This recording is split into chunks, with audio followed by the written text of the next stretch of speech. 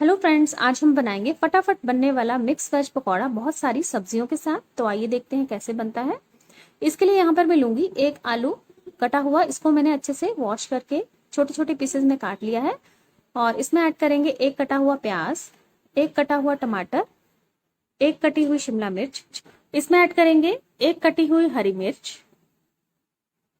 कटा हुआ धनिया। अब इसमें ऐड करेंगे नमक स्वाद अनुसार, आधा चम्मच हल्दी पाउडर, आधा चम्मच चाट मसाला, थोड़ा सा काला नमक, थोड़ी सी काली मिर्च और आधा चम्मच चाट मसाला। इन सभी चीजों को हम बहुत अच्छे से मिक्स कर देंगे। अब इसमें ऐड करेंगे एक कप बेसन और अब हम बेसन और सब्जियों को बहुत अच्छे से मिक्स कर देंगे ताकि हमारा बेसन जो है सब्जियों में अच्छे से कोट हो जाए। ध्यान रखिए, अभी हमें इसमें पानी नहीं ऐड करना है। तो अब देख सकते हैं कि बेसन और सब्जियां अच्छे से मिक्स हो गई हैं। अब इसमें ऐड करेंगे आधा चम्मच अदरक का पेस्ट। इसको भी बहुत अच्छे से मिक्स कर देंगे और अब हम इसमें ऐड करेंगे थोड़ा थोड़ा पानी। ध्यान रखिए, हमें बहुत ज्यादा पानी का यूज नहीं करना है इन पकौड़ों में। हमें सिर्फ बेसन और सब्जियों को बाइंड करने के लिए पानी का यूज करना है। बेसन और सब्जियों को हम बहुत अच्छे से मिक्स करते रहेंगे कॉन्टिन्यूसली। तो आप देखेंगे कि हमारा मिक्सचर जो है अभी बहुत ज्यादा थिक है। हमें इसे बहुत पतला नहीं करना है, इसको हमें थिक ही रखना है क्योंकि सब्जियां जो हैं उनके अंदर ऑलरेडी पानी है, तो ये अपने आप लूज हो जाएगा थोड़ी देर में।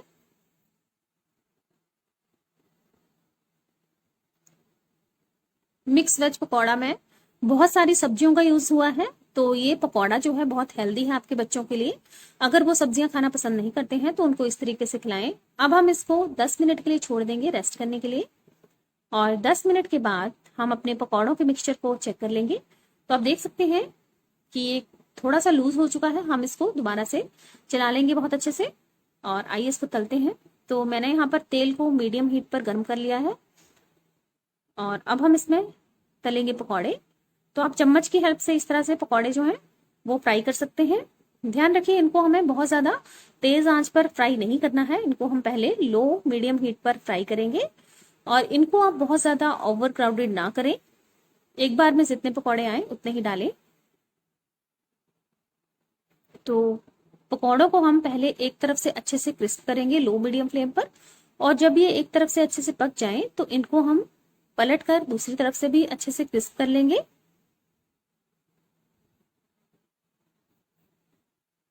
तो आप देख सकते हैं कि पकौड़े जो हैं दोनों तरफ से बहुत अच्छे से क्रिस्प हो चुके हैं और अब हम इनको तेज आंच पर अच्छा सा कलर देंगे। तो इनको आप अब तेज आंच पर फ्राई करें और इनको एक अच्छा सा कलर दें।